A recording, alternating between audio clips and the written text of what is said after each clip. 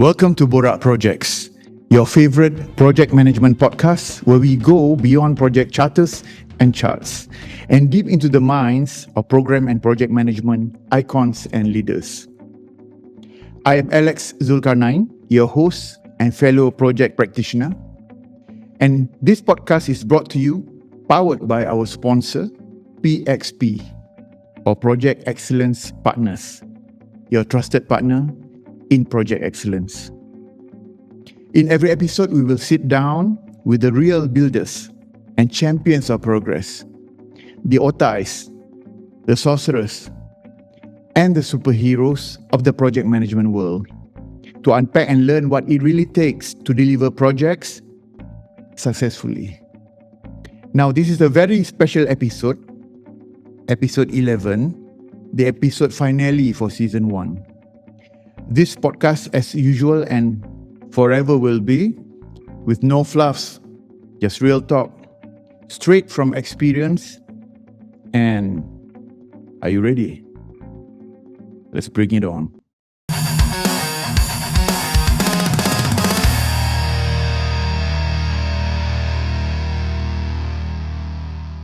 Today, we are indeed very honored to have with us a very successful yet humble business, technology, and project leader.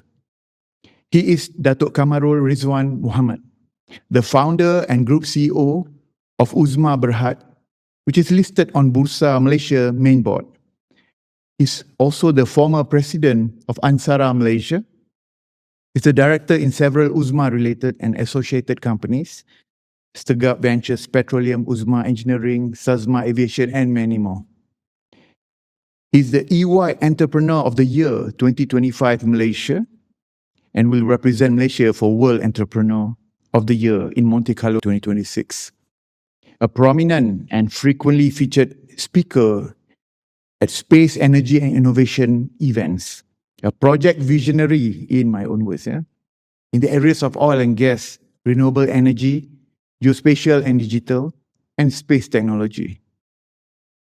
His career is what I call from energy to orbit. It is my pleasure now to welcome Dato Kamarul Redzuan Muhamed. Welcome, Dato. Thank you, Alex. Thank you for having me here. How are you? I'm great. Thanks for having me. I like the name of Borak Projex because real projects start with a conversation, not from PowerPoint, not from Primavera, not from Excel. So I kind of like it, so when you call me, beside we are good friends from the careers and previous project together, I thought the name of Borak Project is really good because, as I said, projects begin with a conversation, and conversation will lead to a successful project. I hope so. Yeah. And thank you so much for coming to our humble office and training center at Taman Square here, Dato. Yeah. Bro Dato Paduka, as I call you in our voice group or not? Yes. We always call ourselves Paduka. Yeah. Ini kau boleh semua orang, bro kan? Yeah, Bro Paduka. Yeah. Bro Dato Paduka here. Yeah. So kalau kita tersebut Bro Dato, okay? It's okay. It's probably make it the conversation even better. Yeah, okay. Flow better, right? Right. Okay, this as you said, this is a conversation, it's not an interview. And we can mix our languages, Malay and English. Okay. And we'll put the subtitle as is. Can we add Kelantan as well inside that? Oh yes, as long as I understand. Unless you purposely don't want me to understand. Yeah. Okay, boleh je. Yeah. So hopefully our session here will benefit all the, especially project practitioners, the young ones out there. Okay, kita start dengan standard one lah, Bro Dato. Tell us a bit about your personal or private background, please.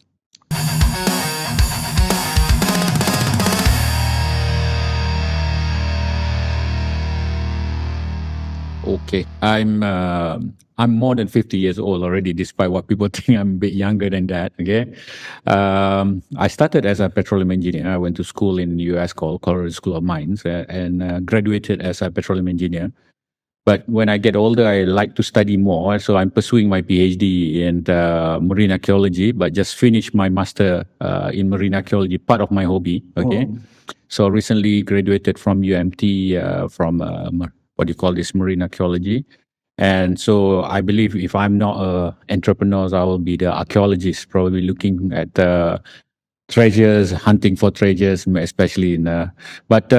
Yeah, so I've been in the business for at least in this industry for more than 30 years. I graduated 94, so been working since then, always in oil and gas until about 6-7 years ago. We feel that we have seen too much of the cyclical nature of oil and gas, up and down.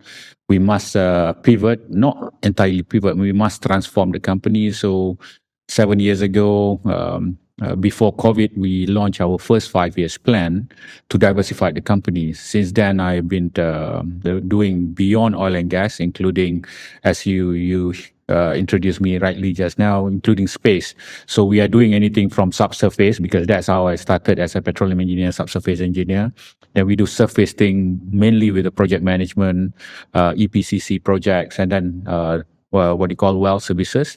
Now, so we have subsurface, surface. Now we have outer space as well. Okay, but on the personal level, my hobby is to look for new hobby. So I always have a new hobby. But one thing that I can say about my hobby is always it tests people whether you are patient or not. Okay. And the same thing with the project management. I think right now I just pick up golf. Golf will teach you how to be humble and not to be ego. Okay. And in the collecting careers, is also it teach you how to follow governance, follow the process. You cannot just simply go out and then collect careers, and then you will end up with the bad one as well. Okay. I used to like going out on bicycle, motorcycle, and all that. I'm still doing it slowly, not that much. But it's also teach you not to be impatient, because every time you impatient, you will end up paying for it. Okay, and I think the same thing with the project management. Probably the topic that we want to talk about today. You have to be patient. You have to have a clarity what you want to do, and so my hobby, even though it keep changing, it has one thing that is in particular that is always consistent. It teach you not to be impatient. Yeah. Oh, yang impatient tak boleh lah. Tak boleh. Kalau ada hobi yang impatient? Tak tahu ada. Hobi gaduh-gaduh. Oh, gaduh-gaduh. Kena patient juga. Kena patient juga. MMA. Kena patient juga. Alright. Wow. I saved one question dah answered. Oh, yeah. Okay. What about your family?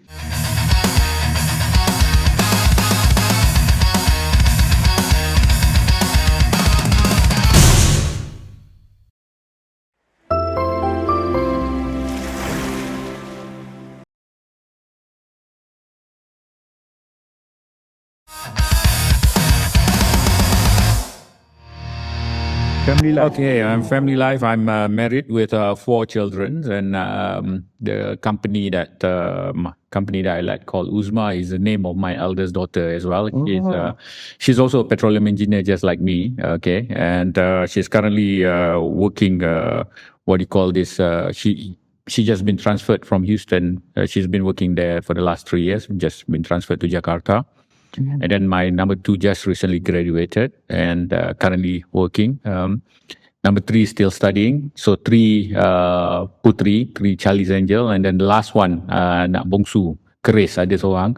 So he's 17, turning 18. So soon he will leave the nest as well. Okay. So ada 4 orang anak. Okay, 3 perempuan, 1 lelaki. And then my wife is actually chief people officer for Uzma as well. Okay. Yeah. Wow, great. Okay, we know Dato' a bit better now. And your hobbies ni tak puas lah dengar. One of your hobbies is diving, right? Betul. Yang kena mengenai treasure hunt tadi. Betul. It's really hunting for treasure ke diving terjumpa ke? Actually bukan saya terjumpa, tapi kita claim lah kita jumpa.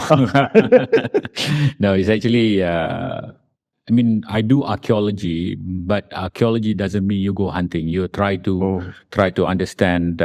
You find the provenance asal usul of this artifact that you found. You try to hypothesize why it's there. You try to do dating, whether scientifically or relatively. So that's what archaeologist is. But the reason why I get into marine archaeologist is started because I love diving. So I've been diving since 1994. So dah lama lah, 30 tahun lebih. So I clocked a lot of dives so far, diving around the world, and still doing a lot of diving. And I think diving is something that I will cherish for a very long time lah. Okay, it's not that taxing for physically. So, but when you go diving, you can see what do you call the ciptaan Tuhan yang we don't normally see on the ground. So give you a lot of peaceful lah. But yang treasure tu, as I say lah, people found it. We go and do a lot of diving. We try to preserve it, try to understand how it end up there, try to date, and then try to find the asal-usul provenance. In the case that for my master MSc, I did the provenance of Kabakaram di Pulau Bidong. It's 600 years old, and then we managed to determine where it came from, which is from Sichai Chinalai in Thailand. So yeah, diving is interesting stuff. Tak dive ke? Tak. Nanti I bawa. Benam tak kerti. Dia tak apa, tak perlu benam. Boleh. InsyaAllah. Yeah. So you started your career as petroleum engineer. Bila pivot into business and eventually jadi project sponsor lah, beranakkan banyak projects? I worked for Solid for few years. I started my career in US as a reservoir engineer, and then came back and worked for ExxonMobil, and then I left ExxonMobil to work for a service company, and then multiple service company. But I end up with with company called Roxar, with a Norwegian company, and that Norwegian company brought me from engineering to become more like a corporate guy. I end up, my last position is a managing director for Asia Pacific at a pretty early stage of my career. But when they looking to find for new partners in Malaysia, so my task was to look for a new partner for them. Okay, they are subsurface company, but orang kata daripada berkenalan, bercinta dengan orang tak kenal, baik bercinta dengan orang kenal. So I end up become their partners. That's how I started Uzma, literally, because we cannot find a suitable partners for this Norwegian company. And then I was jokingly told my boss at that time, maybe the best person to be your partner is me. So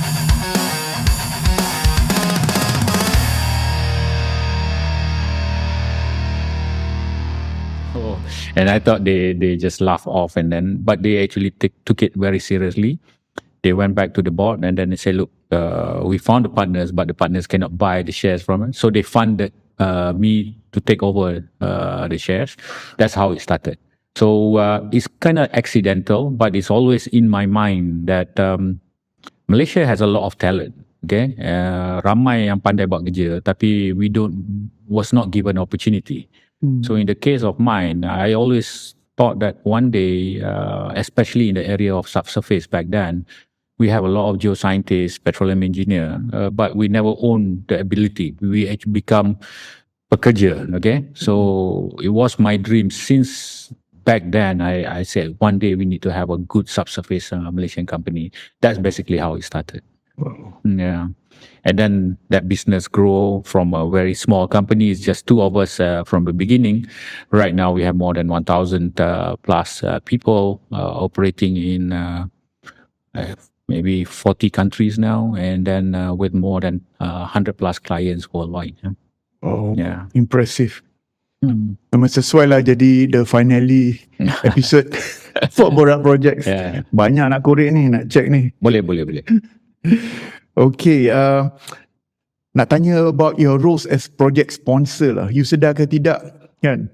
Actually you are in the position of project, beranakkan project, sponsoring projects kan, as a project sponsor. So what are your experiences in getting projects off the ground? Is it something easy or not everybody can do it? I mean, project is a project. Everything is a project in my opinion. Okay. Even nak pasang lampu kat rumah is always a project, because project must have the beginning and must have end, must have objective and must have the results, right? Okay. So in any way, I mean, like building a new business, Uzma started as a one single company. Now we have multiple division, multiple. It's also a project for me. You must set the goals, you must set KPI, you must set the timeline. So it's like running a project. So it is not an easy stuff, but you must have clarity, in my opinion. And so can anybody do it? I mean, yes, obviously anybody can do it, but you must build capabilities to do that. Okay, it's not like you can send anybody fresh to do it. All right. So yeah, as a project sponsors, one thing that is important for me is to have a very clear clarities about the scope, about the objective, and then the end results, what you want out of this. Yeah. So yeah, I feel this is clarity is important. Okay, and then also to have a transparency throughout building that project. Okay. You begin with a clarity, and then throughout the project, till the end, you need to have a transparency. If there is a project problems, you need to surface very quickly, escalate it very quickly, and that's I think where sometimes project fail. Okay? Well, that's the difference between successful projects and not one of the factors. I think so. I think so. There's a lot more than that. Obviously, a lot more than that. But if I just try to put everything into a summary, I feel like the clarity of the projects, the objective, and then the communication throughout the project is important. Most of project fail is not because of technology. I think is most project fail because of broken communication and unaligned objective and unaligned expectations. Okay, I mean most people want all the three things. They want to be lower cost, they want to be fast, and they want to be good. But literally, you're not going to be able to get all the three things at the same time. So this alignment of these three things must happen early. Okay, and if you don't have that, then that's because it's about managing the risk, right? I think you know this better than I do, and because you cannot eliminate the risk. People think that risk can be eliminated in the project. Tapi sebenarnya risk can be mitigated and managed. But the moment you silently ignore there is a risk, then the risk will move. It will move to people, to safety, to project delivery, to times and all that. Okay. So as a project sponsor, I always believe that communication is a very important and have a clarity in terms of your expectation early on. I cannot agree more. That's spot on. Semua the ingredients ada dalam tu. Nampak macam satu laut sebenarnya dalam tu ada banyak rencah. Betul. So, talking about challenges, what's your opinion about our local industry? What are the key challenges you feel that we should address?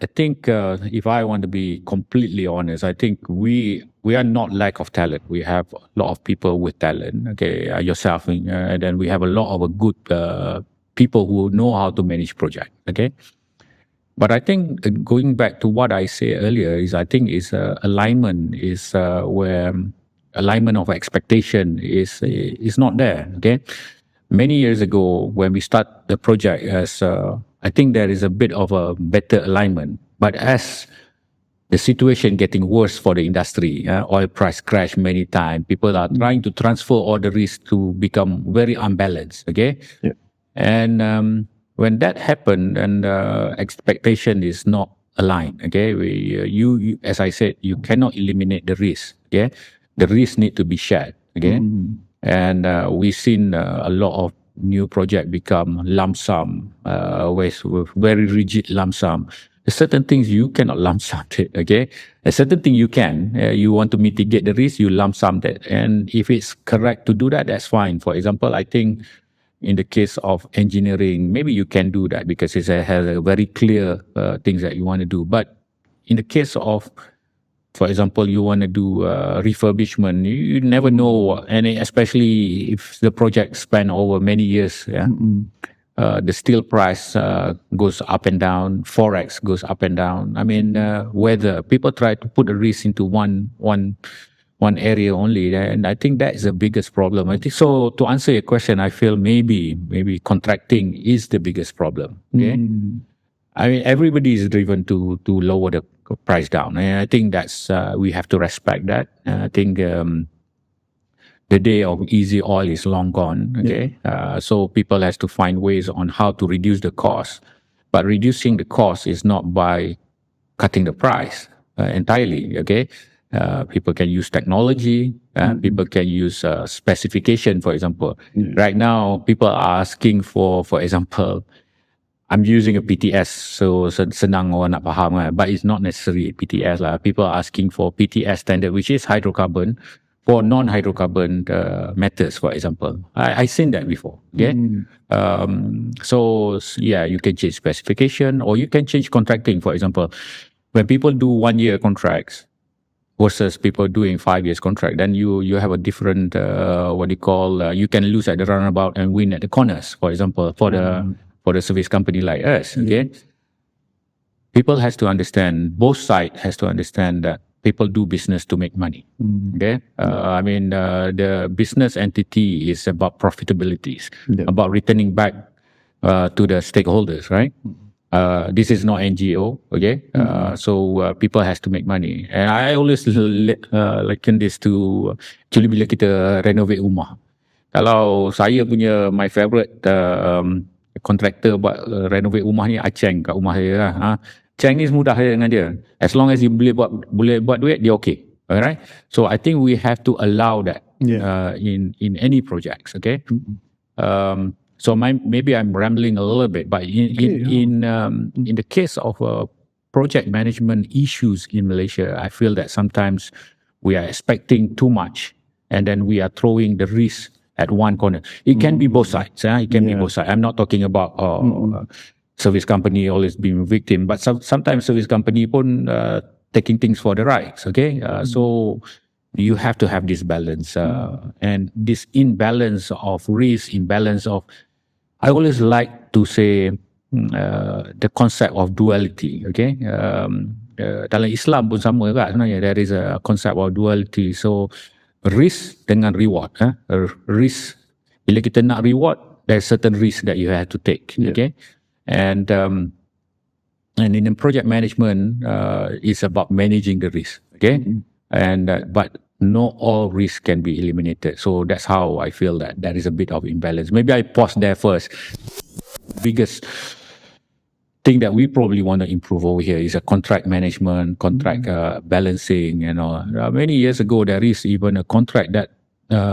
For example, weight on weather is 100% goes to one single company. I mean, I think that is not fair. Okay, one down, all down. For example, you cannot have that because it's not your fault. Okay. So I think this in project management, even, and the funny part of it is the service company yang pergi accept benda tu. Why you accepting something that is unbalanced, right? It's like you asking for trouble lah. Saja minta nak having a problem.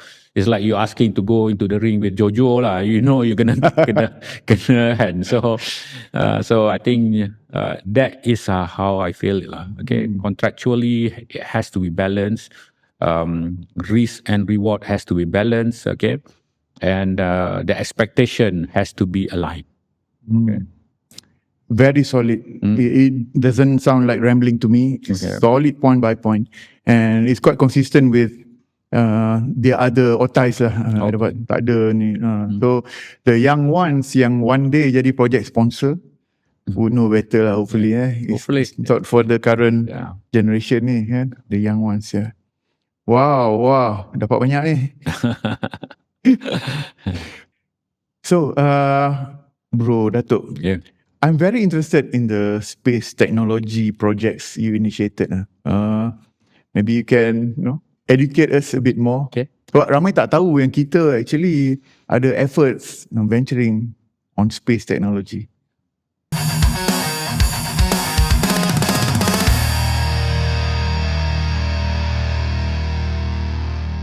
maybe I give you a bit of background. Okay. Betul. So many years back, when we see what you call the energy business is having a lot of headwinds lah, and oil price pun turun naik, and then very rapidly used to be very short, and then by 2018, 2017 they crash, and then dia naik sekejap then crash very fast. Normally you can see the cycle is about 7 years punya cycle, but no longer applicable. Then you have COVID and all those things. So we were thinking like, look, as a company, if we build this to be sustainable business, we need to be resilient. Okay, we cannot put all the eggs in one basket in a way. Okay, so at that time, 99% of our income is 100% oil and gas. So I bring all my senior leadership and I say, look, we need to do something about this. Okay, we are True Blues, what you call oil and gas company. I'm a petroleum engineer, geoscientist by background. All my senior leadership is the same. They're all the same. Okay, but we say, look, let's accept the reality that even though this is not a sunset business, but it will be disrupted more regularly than before. Okay.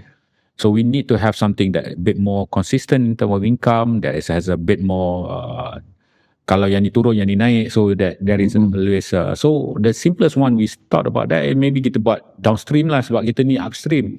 People say it's downstream, not upstream pun, kalau upstream is down, downstream is up, which is true to a certain extent, but at the end of the day, you are dealing with the same client, which may redeploy their money into other things. So we decided, okay, maybe we do look into that, but let's look at something else. And then the world is, everybody is looking about for future generation, energy need to be transition. If you look at it, energy is actually has normally the other energy, the source of energy. And there's a lot of research has done in the past, say that's the age of energy normally about 100 years, okay?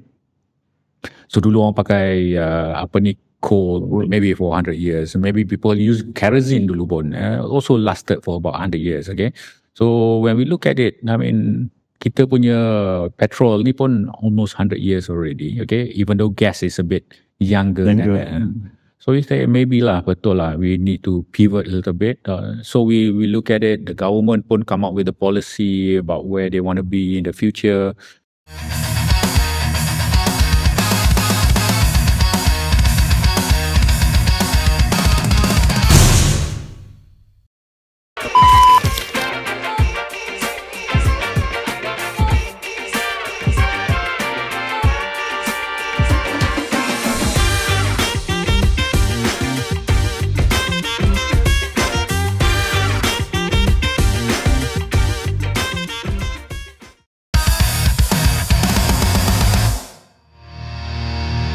People talking about hydrogens and all that. So we decide, okay, maybe we need to be in the renewable energy. And we take solid 1.5 years to decide which part of what you call renewable energy that we want to be.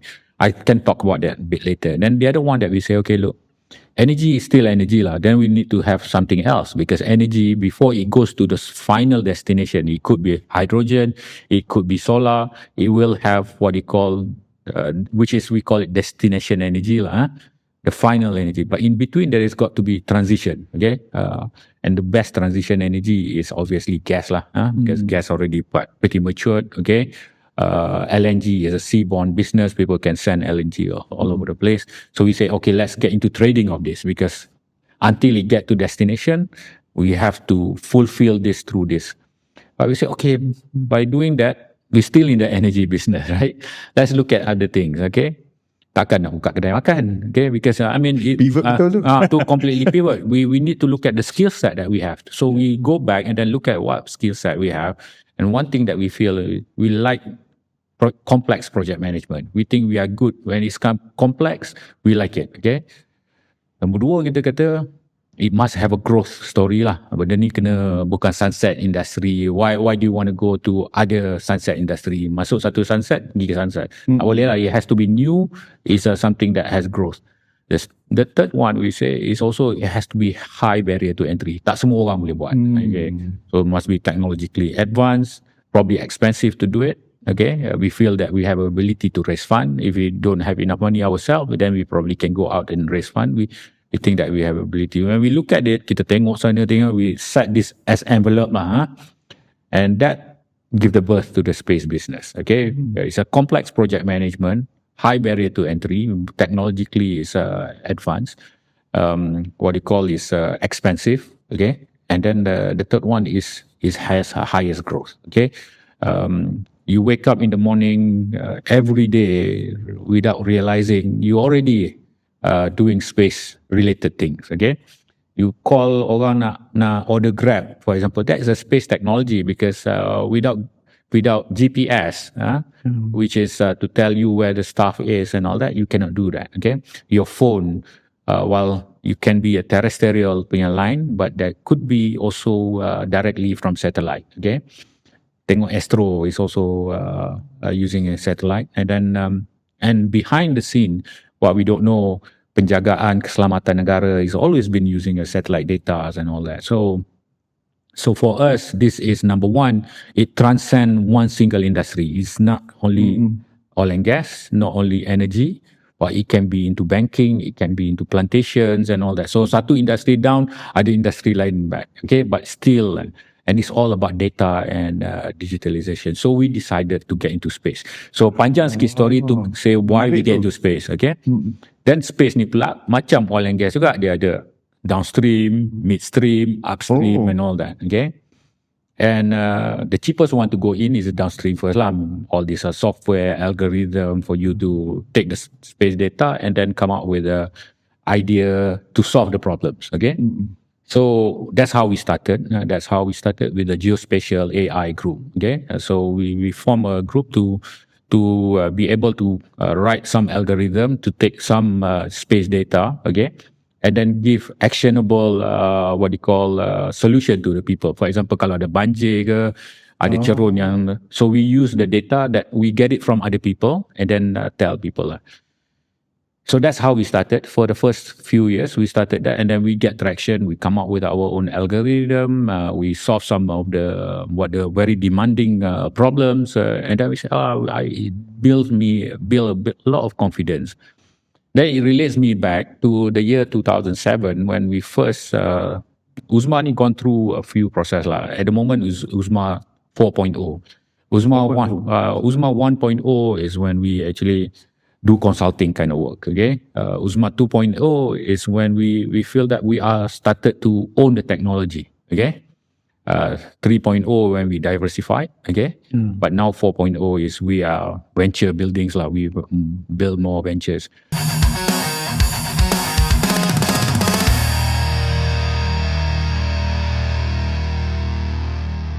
But during the 2.0, this is when we say, okay, look, at that time, Uzma ni take data daripada other service company, then help client do the FDP, do the analytics. So that's how but later on, we say, okay, look, we probably need to acquire that data ourselves. Okay, that's hence how we started wireline business, coil tubing business. We send the tools downhole, PLT, pressure logging tools and all that, production logging tools.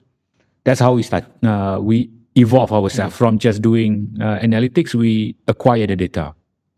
So we mirror the same thing with our space business. The first, but kali ni dah ada confidence sikit, rasa macam a bit terror sikit. Okay, we accelerate that process. Lepas 2 tahun of doing analytics, we say, okay, we probably want to acquire the data ourselves. Here comes the problem. Okay, space is unforgiving. Okay, physics don't negotiate with you. If you get it wrong, you get it wrong, and get it wrong spectacularly. People will see your satellite blew up, terlanggar, and all that. So, and we don't have that capabilities.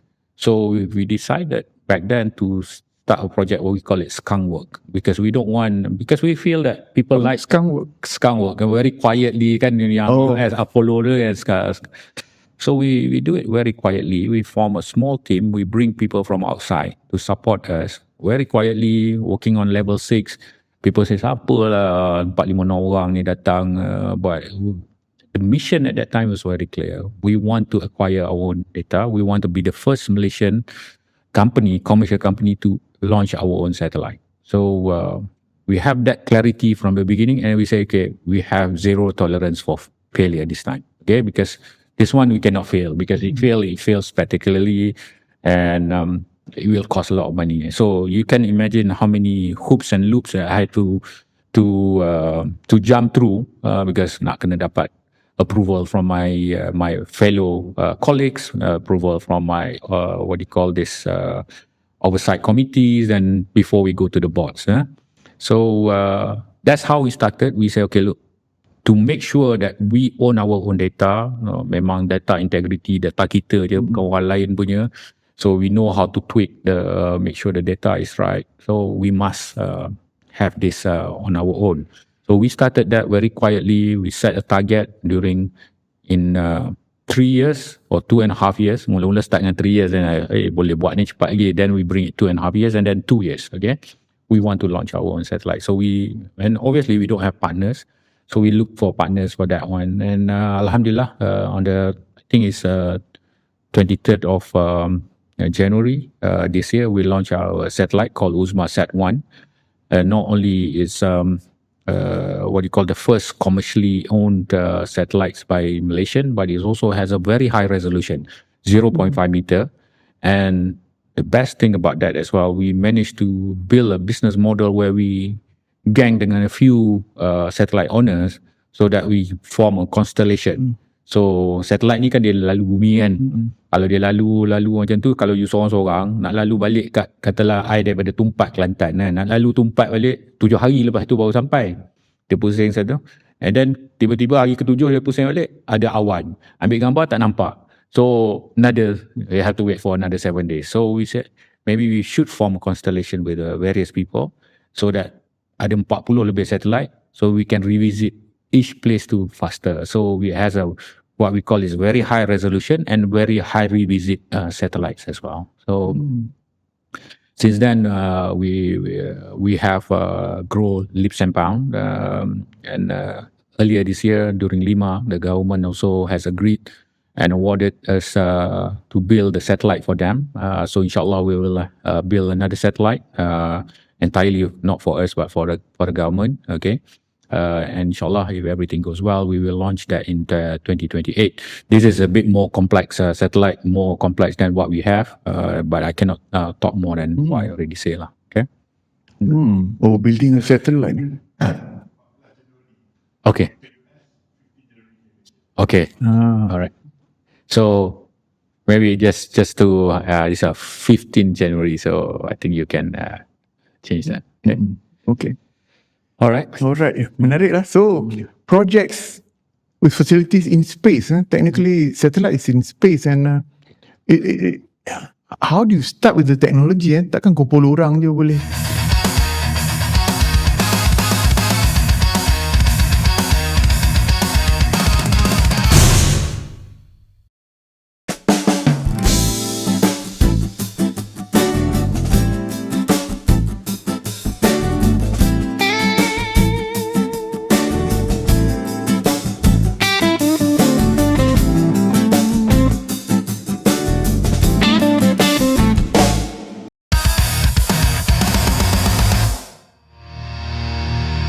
Unlike oil and gas, which is already pretty much established kan, teknologi dah ada. Macam orang buat phone lah. Phone dulu mula-mula start tu very high tech lah. Especially, talking about smartphone lah, bukan yang dumb phone kan. So at that time, people are always looking for the the features, right? The moment sekarang ni with the satellite is actually what people didn't realize. Satellite industry has macam jurang, because dulu to build any satellite, it has to have heritage. Heritage means to have already experienced banyak-banyak tahun dah ke atas, okay? And then you have to use a space grade punya component. But and that's prevent from people like us to go in, because it suddenly become expensive, okay? And then tutup lah, because you only have to use space grade equipment, you must have a heritage and all that. But things has changed dramatically. A company like Planet, for example, who probably have few hundred satellites in the space, they are the guys who started this, revolutionized it, crossing the chasm. That's what we call it, cross the chasm. Basically, they say, look, we don't need to use because apa yang kita buat is ambil gambar, okay? Obviously, you are in the vacuum, lower temperature at a higher altitudes and all that. So there is already components that you have to space grade kan sikit lah, okay? It has to be better and all that.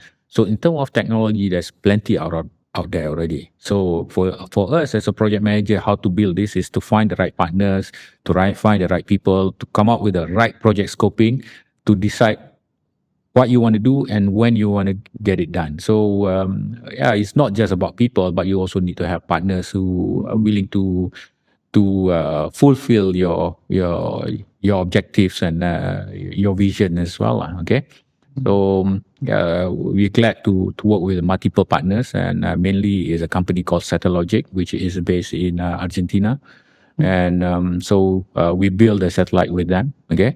In the future, when we will deal, we also will work with them. So I always believe in a long-term relationship because long-term relationship will help you in terms of future projects. First project, maybe you're the hiccup. Second one, you're getting better. Sama lah dengan project management. Because I always believe the project management pun kalau you work with the same people multiple times and then you learn the nuances, you learn the what is apa yang dia terror, apa yang dia tak terror kan, and then hopefully can help you in terms of delivering the project even better. I can relate some of the project yang probably I'm not sure whether you feel when we do a well intervention or P&A, okay. Kalau kita buat satu atau dua well P&A, the speed of doing it is pretty slow, but I mean slower, not slow, okay. But the moment because you change the goalpost as you learn, okay. Hari ni you said, okay, to P&A maybe 10 hari. Next one is 9.5 hari. Because you know already where you can cut, okay? So those kind of things, this long-term relationship will help because you build capabilities as well. The people who's breaking up the pipe, the tubings, already know if I talk this much, I probably take too long to do it, okay? So those kind of things build familiarities, you can communicate better, you remove the barriers, you remove the ego. Sometimes ego yang stop people escalating the problem up. Bila mula-mula start ni mesti lah ada kan, storming, we call it storming punya section. But if it's long term, that storming is become smaller compared to that. Okay, the short term project, that storm is a big portion of the project.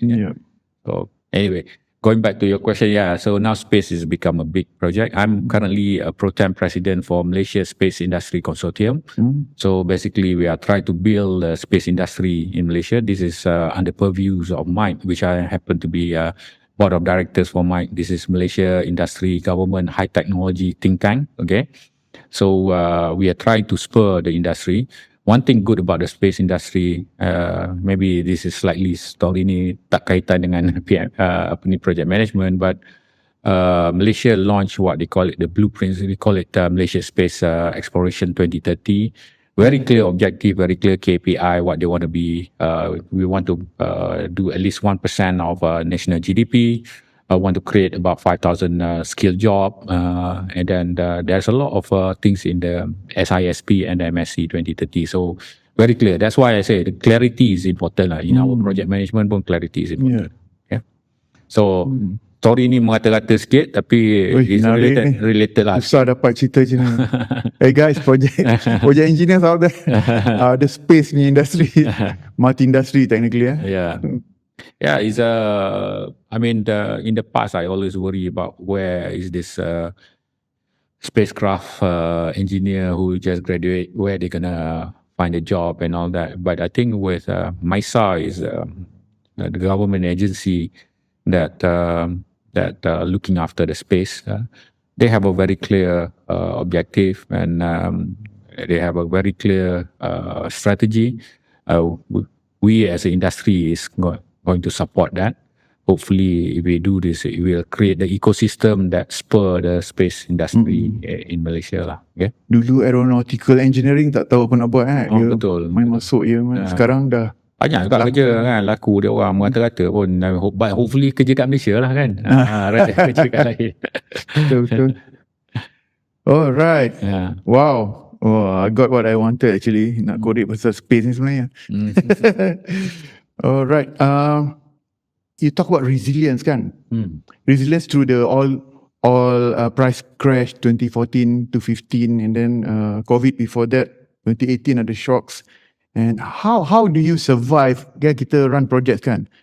How do you survive? There are companies that tak survive, kan? A lot of them.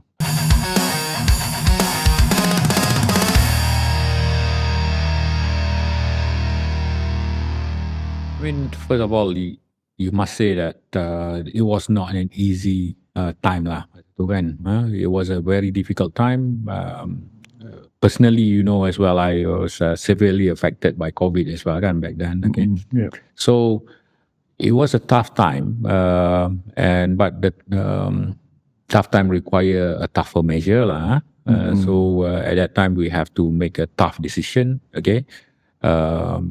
And unprecedented for us. Okay, if as for Uzma, kalau kita tengok Uzma ni DNA dia ada dua lah, very clear.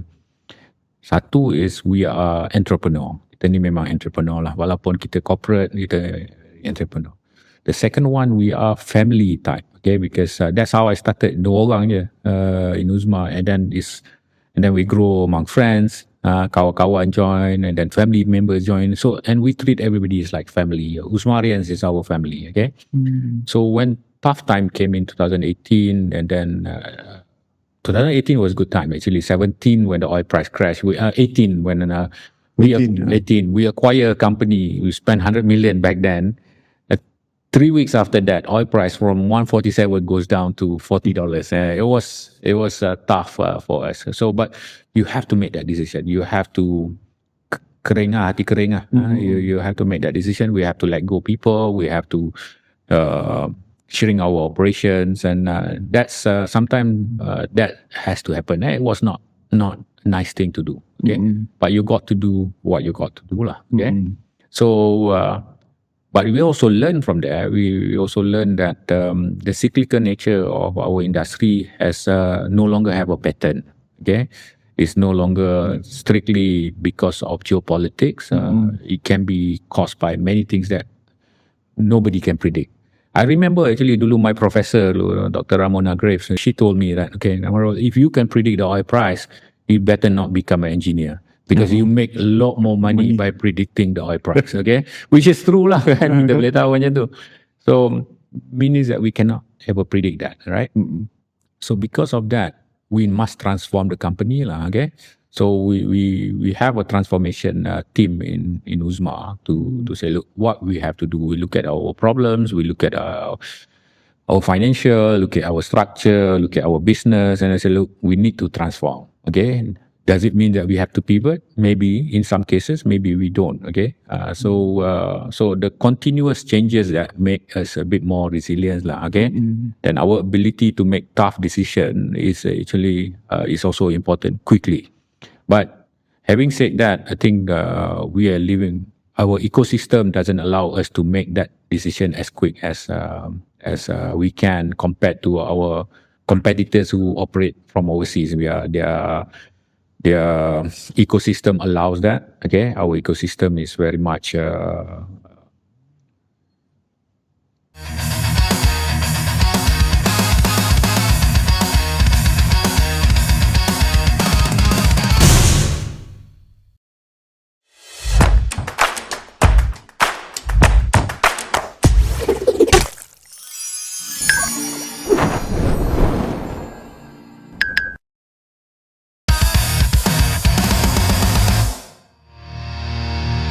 employee base, okay, employee centrics, our ecosystem looking at whole banking systems and all that, okay.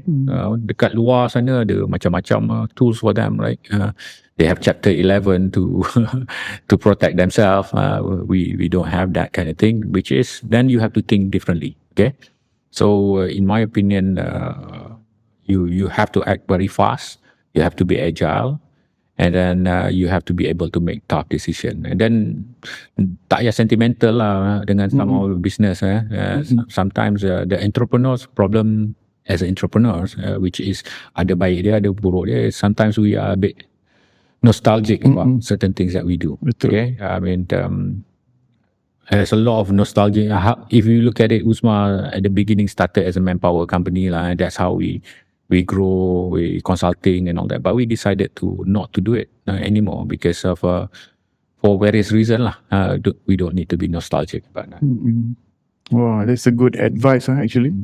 Jangan terlalu cling on the past, yeah, in a way. Okay, bro, Dato. Maybe one last one lah. Okay. Key success factors. What are the takeaways for us to have successful projects or programs? It's come back to the same thing. I think it's clarity at the beginning. We need to have a very clear objective, what we want to achieve from this, okay? And then we need to have a clarity who sharing of how we share the risk. So we have to have this balanced thing, okay? And unfortunately, with the current situation, at the back of governance, everything tender. Tapi tender ni pun ada exception. So you take exception lah. Benda yang tak balance, you take exception lah. So I think like sometimes you have to take the risk on the reservoir risk, for example. How would you know that? I mean, there is a God's act, weather is a God's act. We cannot do that, right? So so have that clarity, make sure the contract is balanced, okay? So that's at the beginning. That's once the project start, I think you need to make sure there is transparency. When I say transparency here, it means that kalau project ada masalah, escalate very quickly, okay? Sometimes when people are too punishing, then people sweep the problem because people scared to raise up the problem. Ego raise the same thing. The ego make sure that you stop the conversation. Ego cause the conversation to stop. So I feel that, so at the beginning, you must have the clarity about this, okay? That clarity is including for people who are providing the services, make sure that your costing is right, okay? Your timing is properly. And but once the project jalan tu yang kadang-kadang, because you have to remember things change along the way. Okay, you will never run smooth. Kan tadi kita cakap ada storming, forming, before is performing kan. So I always believe in the project kan, dia ada multiple phase.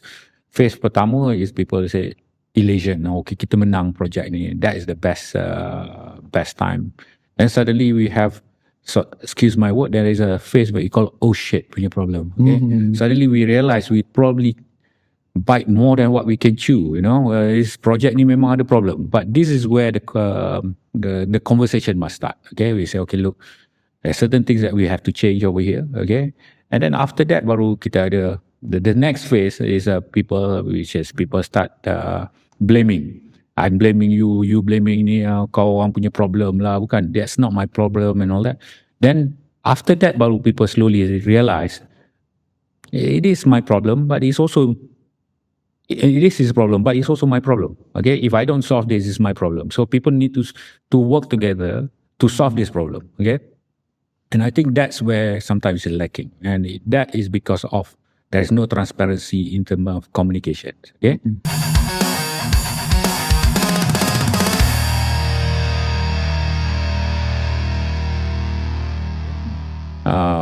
I mean, people say, okay, lambat bayar lah. But people didn't realize people have spent so much money into this because the contract doesn't allow you to get any money upfront. You spend hundreds of millions upfront and then you only get it later when the project starts. So maybe there is issues over there as well. People need to realize it's not the people don't have money, but they already spent so much money upfront. Okay, when the project comes in, there is a problem. Maybe one way of doing it, is there any way that we can rescue this? Well, is there any way that we can assist on that one? Okay, we have our subcontractors also same thing, So I think that so bila we realize that, then people start to form performing, and then eventually performing, and then the last stage is when we deliver that project. Then they will invite people like me who don't do anything about the project to say, hey, congratulations, Tania, potong ribbon and all that, right? The actual people who's doing the work is the one that is really the most important, and they need to make sure that there is transparency throughout that project. Kalau ada cost overrun, kena immediately. There is a timing issue kena raise because there is nothing status quo in the project. I mean, I haven't seen in my 30 plus years of project that you say you're gonna ikut jalan ni, kona sini, kona sini. Never seen that. It's worse than waste. Kadang-kadang sampai sini dia pusing jalan ni, and then you need to U-turn, because that is the reality of the project. Suddenly, the steel price goes up, the cost of chemical goes up. People suddenly berhenti. Even some cases, I have people die in the project because not project, it's just a health, mati, accident, and all. You have to be able to maneuver that, okay? And that transparency in the communication is very important. So key success factor for me at the beginning, make sure you have clarity, everything. And then once project start, you make sure that there is a transparency in and I think that will drive successful project. Okay? Thank you. That's interesting. Tadi banyak trigger my thoughts on different things lah, macam contracting kan. Why can't we have a future contracting where it's smart, where always can be adaptive contracting lah, whatever. I don't know, wujud lagi ke tak kan. When the time calls for, bukan project manager je yang kena be very adaptive. The whole ecosystem sepatutnya dengan contract sekali. If it kalau COVID happen kan. Kan. There are parts of contract yang maybe dah tak laku. Maybe we can just tweak that side. No, completely. 100%. I'm a proponent of this. As you said earlier, I always been called to give my thoughts about this. I think some of the contracts need to change, okay? I mean, make it flexible lah. Flexible sikit. There is certain things you cannot lump sum, for example. There are certain things you cannot throw 100% the risk to one party or another. I'm not saying this is, I mean, it goes both ways. It cuts both ways. Contract compliance cuts both ways. Contractor must comply. Operators, I mean, the client must comply to the contracts as well. It cuts both ways. So that's why you need to have a bit of a flexibility. You need to allow that, because there's not all thing that you can lump it and say, look, I wash my hand. But there is a certain thing you can. There's a certain thing you can. But once you sign, unfortunately, that's what you agree already lah. Maybe not for the future. I think semua orang kena think about value lah. Eventually, we can put more value even after the sign contract. Betul. By being flexible. But I want to clarify that again, because once you sign, meaning basically you agree to it lah. Okay. That's why I said in the beginning, before you start the project, you must make sure that doesn't happen lah.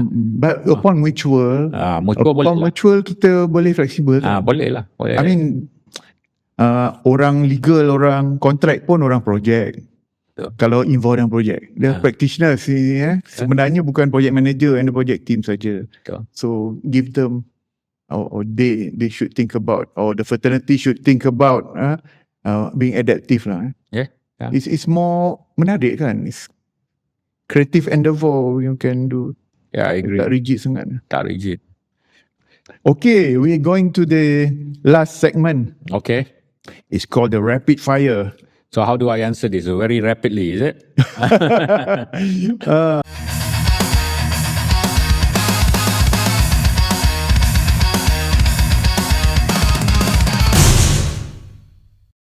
Too many tools? Not enough clarity? Planoly is the no-code platform built for every workflow. Automate tasks, align teams, and move faster. Planoly, built to work your way.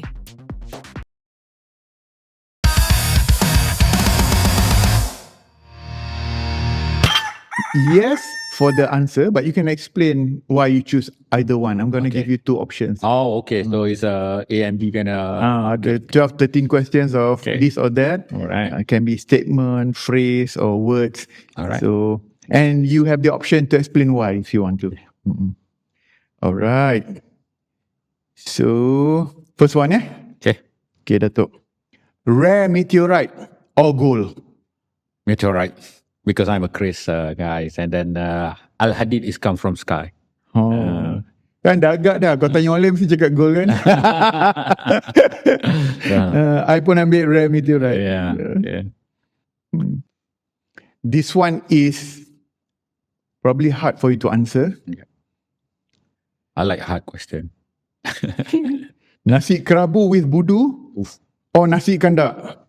Alamak, memang susah nak jawab. I think nasi kandar lah. Okay. Nasi kandar? Nasi kandar. Oh, nasi kerabu pun tak menang. Nasi kerabu, I'm more nasi dagang guy. You didn't ask the right question.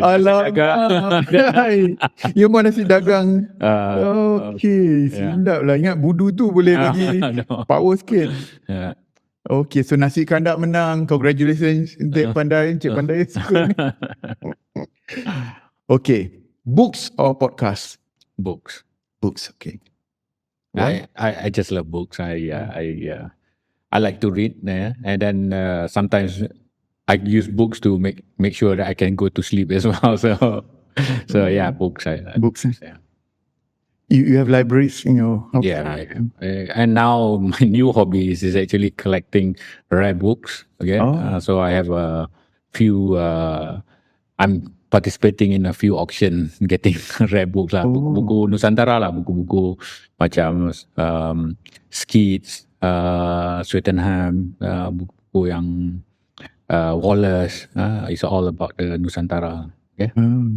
Oh, interesting.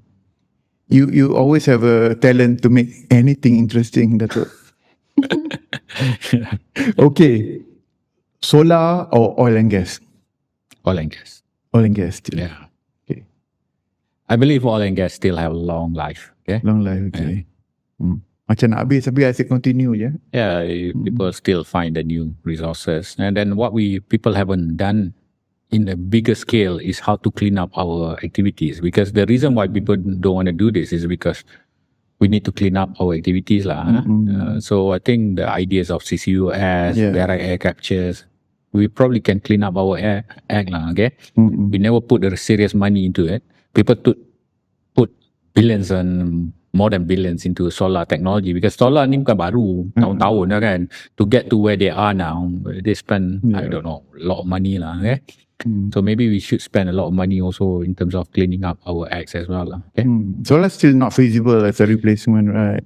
I think they are good solutions, okay, but they also have an inherent issue lah juga. Okay, so I mean, you can only put where the sun shines, and then the sun doesn't shine 24 hours. Okay, and then because of that, you need to have a bigger grids lah, because dia bukannya 24 hours kan. The grid has to, so you need to spend on the infrastructure. But yeah, it's a good solution though. It's a good solution. I have nothing against solar. We have a good solar farm. We have more than 170 megawatt total now. Uzma. Yeah. Okay. Passion or strategy? Passion. Yeah. I think passion and discipline eat strategy for lunch, breakfast and dinner. Oh, I like that. Yeah. Yeah. But eventually they have to come up with strategy lah. Mesti. Tapi strategi ni ada dua tau bagi saya. Intended strategy. Kita always opportunity kan. You always have a strategy. But the growth of a business, sometimes kita ada 5 years plan and all that. But along the way, something come up. So this, what I call it opportunistic strategy lah. Tiba-tiba ada. Okay? So strategy is not cast in stone lah. It has to be able to divert. So that's why I think if we set the guardrails that require, and then we are passionate about it. Okay. So passions and disciplines will lead you better lah, I think. Very good answer. I learn as well. Talent or technology?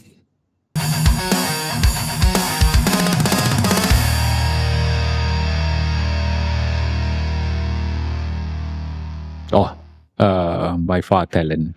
By far talent. Yeah. Talent will be able to create new technology as well. Okay, obviously the AI is disrupting lah at the moment. Okay, because when I look at my organization structure, there's a lot of things that we can do using AI. Last year I took a course at MIT on the AI and how to apply, and it's opened my eyes about what we can do about it. Okay, and it means that people need to be reskilled lah. I mean, you have to be reskilled. So in the case of this, I prefer talent. Okay. Kalau ASI datang, artificial super intelligence, which is multiple capabilities of human. I mean, yeah, but it's still, you have to remember it's a human made lah. Okay.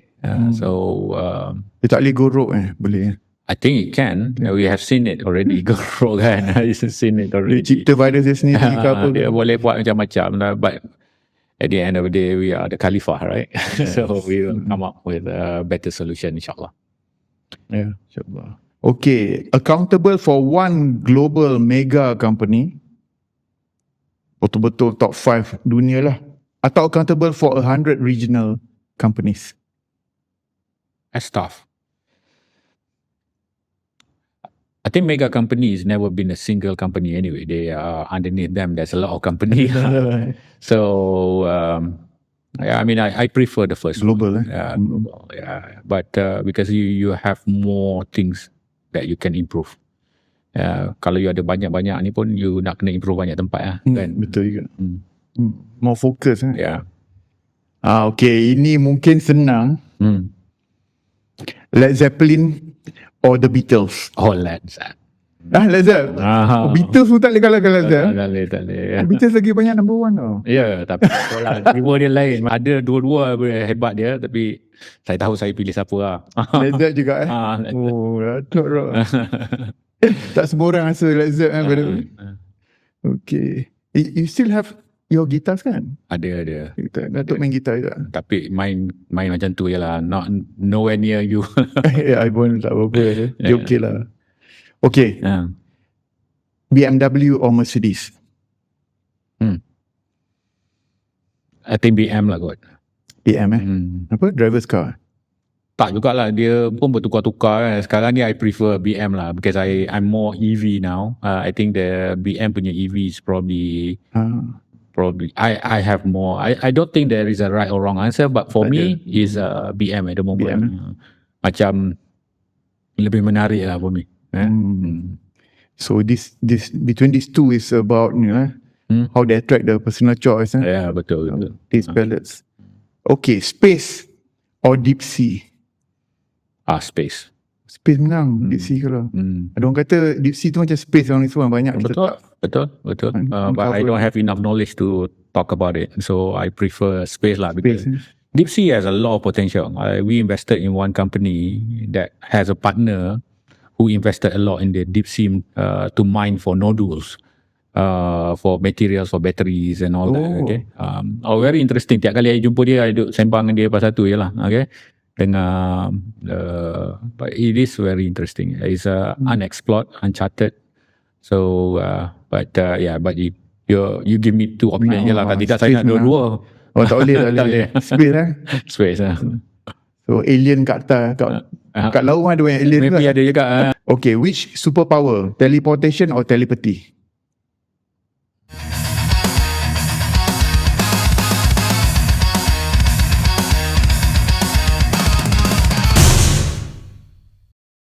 Imagine your data structured into clear training plans, business plans, strategic roadmaps, and beyond. All connected, all working together. YBhg, AI that becomes part of your workflow, not a replacement, but an evolution.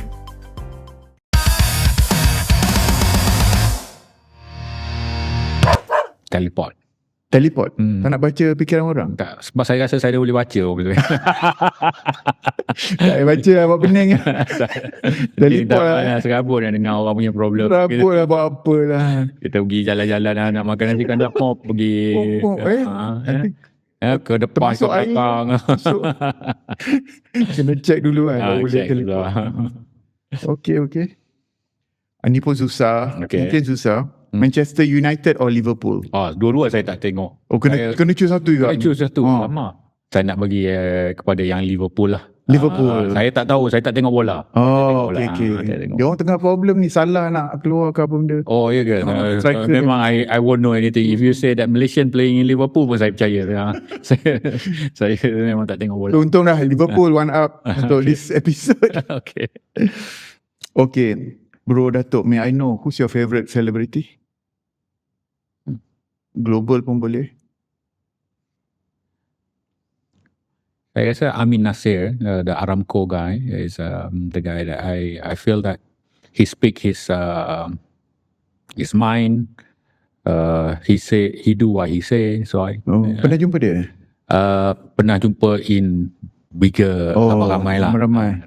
Okay, that leads me to the last question. Yeah. Watching this episode of Borak Projex with you in it, yeah, or watching tadi siapa? Amin Nasir. Amin Nasir. Yeah. On his talk together with him. Which one? Alamak, sorry lah. I have to say, Alamak, salah tanya lah. I like to pick his brain. I think he's somebody I haven't really met him personally, so I yang itulah. Macam itulah. Yang kali janganlah tanya macam tu. But lepas je I come to you. Oh, okay. Terus. Terus, Jangan make sure sama lah timing. Okay. Lain lah. Draw. Okay, thank you Dato Kamarul Redzuan. Okay. For your valuable time. I know you're very busy. Make time for us. And very inspiring presence on stage here. Any last words? No, thank you for inviting me. I always pleasure meeting you. I think this is probably the longest time we talk shop lah. Huh? Otherwise we talk careers, we talk guitar and all that, which is I found it's more interesting sometimes. But thank you very much. I'm honored to be here, and I wish you luck and in your podcast.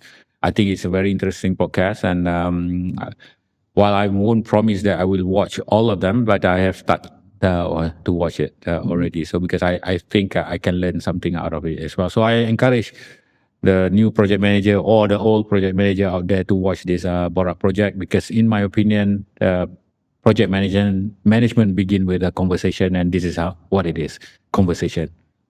So go and watch it. Yeah. Thank you, Dato. Yeah. Thank you. That is a wrap for the special finale of Season 1, Episode 11 of Borak Projects, where we keep it real, relevant, and relentlessly project-driven. A huge thank you to our honorable guest, Dato Kamarul Redzuan Muhamed, again, for sharing his insights that only experience and multiple scars can bring. If you got value from this conversation, please like, follow, share, make it viral, or simply drop a comment. Do not keep excellence to yourself. I am Alex Zulkarnain, signing off. Until next time, until we meet in Season 2. Stay professional, work with integrity, stay excellent, and remember, project leaders aren't born. They are built one lesson at a time. Bye from Borak Projects.